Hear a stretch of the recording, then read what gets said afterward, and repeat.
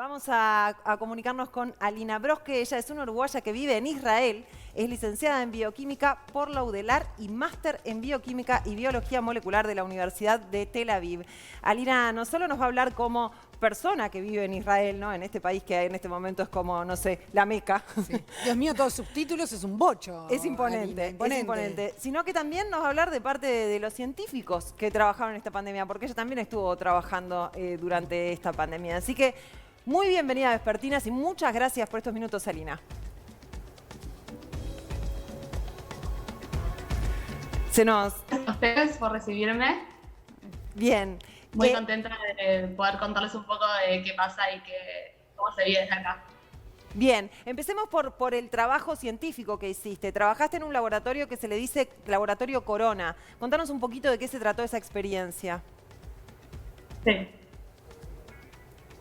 Sí, acá apenas comenzó la pandemia, rápidamente se montaron en todos los servicios de salud laboratorios grandes con mucho personal para hacer diagnósticos de corona a gran escala, y me pareció a mí una oportunidad súper interesante para trabajar un poco en el otro lado de la pandemia y poder vivirlo desde adentro.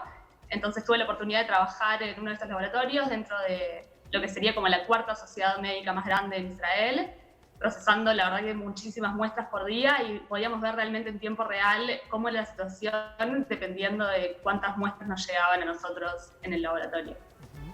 ¿Cuánta gente hay vacunada en este momento? ¿Cuánta gente vacunada? Bueno, ya estamos arriba del 60%, que eso se traduce en unos 5 millones de personas ya vacunadas. No llegamos todavía al 60%, pero realmente sí se puede ver que tiene un impacto significativo. En el caso de Israel, la vacunación fue con Pfizer, ¿no? Y se habló mucho del tema de la negociación de los países con el laboratorio. Sí. Allá, ¿cómo fue el proceso en Israel?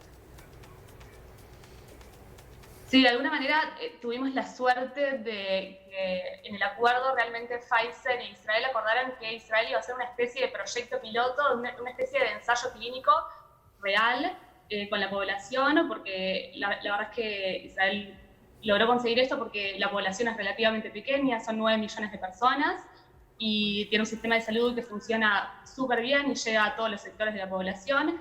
Entonces, realmente se empezó a vacunar a un ritmo frenético. La vacunación comenzó a mediados de diciembre. Hubo días en el que en un solo día se vacunaron a 250.000 de personas. Claro. Realmente impresionante.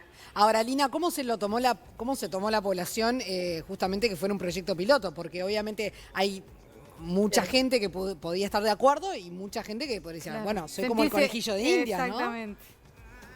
Sí. Sí, realmente hubo un tema polémico incluso que llegó a lo legal, e incluso todavía no está 100% resuelto.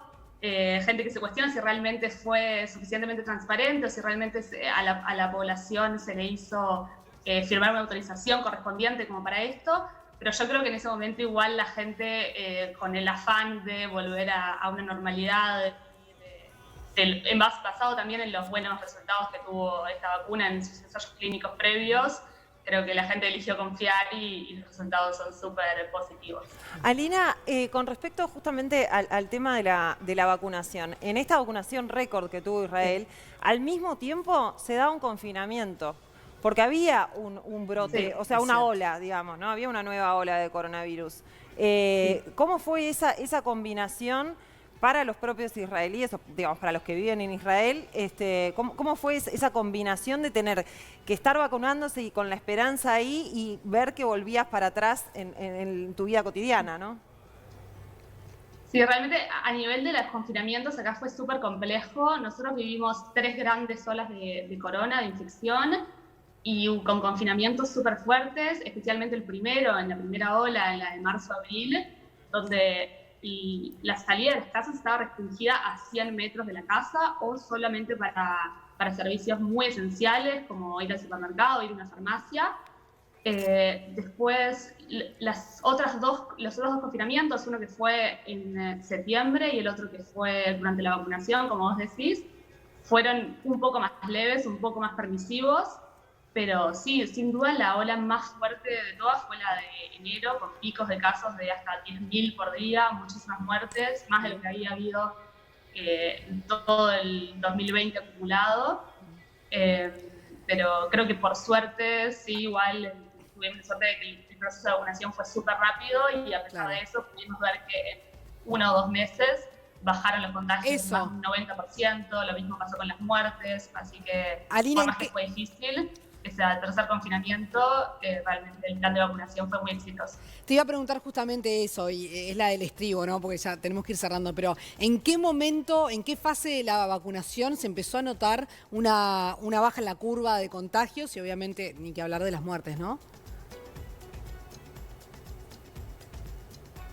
Realmente fue bastante rápido. 3 semanas después del comienzo de vacunación, o algo así como el 20 de diciembre, ya hacia fines de enero, literalmente 3 semanas, 4 semanas, al principio las autoridades de salud estaban un poco escépticos a salir a decir que realmente ya se veía esa disminución por miedo a que la gente le pierda respeto al confinamiento y a la distancia social, pero de verdad que según lo que muestran los datos hoy, 3 semanas después de la vacunación ya... ¿Y de la primera dosis? Impacto positivo. ¿De la primera dosis o de la segunda dosis?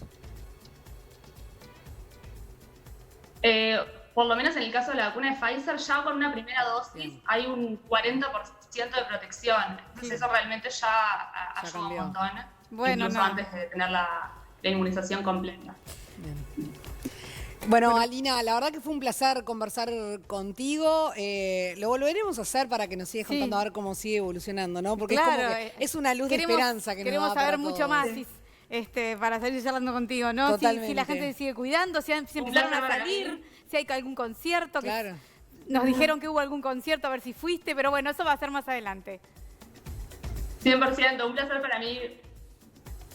Un placer para mí traer un mensaje positivo y que se puede, y que la gente se siga vacunando, que se puede volver a una normalidad. Ay, qué lindo. Muchas gracias. Alina Broge, uruguaya en Israel, licenciada en Bioquímica de la UDELAR y máster en Bioquímica y Biología Molecular de la Universidad de Tel Aviv. Qué lindo, ay, qué lindo, qué lindo. oasis escuchar todo eso, La verdad que ¿no? sí, la verdad que sí. Igual las condiciones eran completamente distintas. Sin duda. La vacunación también, o sea, todo.